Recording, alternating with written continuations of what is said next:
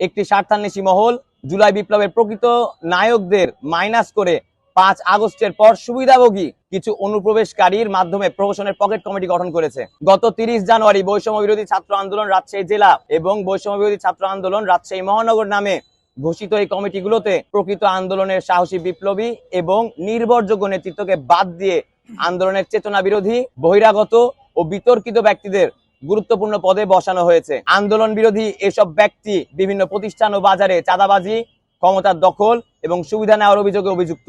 ফাতিন মাহাদি ও মাহিন সরকার মোটা অঙ্কের টাকার বিনিময়ে এই কমিটি গঠন করেছে। আরো উদ্বেগের বিষয়, এই কমিটির নেতৃত্বে এমন অনেককে রাখা হয়েছে যারা সরাসরি ফ্যাসিস্ট আওয়ামী লীগের রাজনীতির সঙ্গে যুক্ত।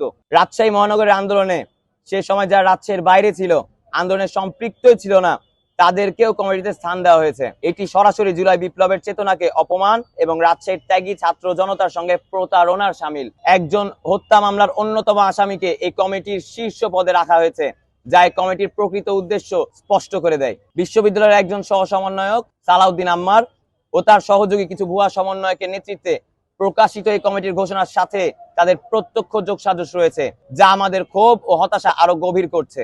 আমরা রাজশাহীর ছাত্র সমাজ এই অবৈধ পকেট কমিটি বাতিলের দাবি জানাচ্ছি এবং 24 ঘন্টার মধ্যে এটি বাতিল করার জন্য কেন্দ্রীয় সমন্বয়ক নাহিদ ইসলাম, আসিফ মাহমুদ এবং হাসনাত আব্দুল্লাহ ভাইয়ের হস্তক্ষেপ কামনা করছি। রাজশাহীর সর্বস্তরের ছাত্র সমাজ এই পকেট কমিটিকে সম্পূর্ণভাবে অবাঞ্ছিত ঘোষণা করছে এবং একই সাথে রাজশাহীর মাটিতে সালাউদ্দিন আম্মার এবং মাহিন সরকারকেও অবাঞ্ছিত ঘোষণা করা হলো।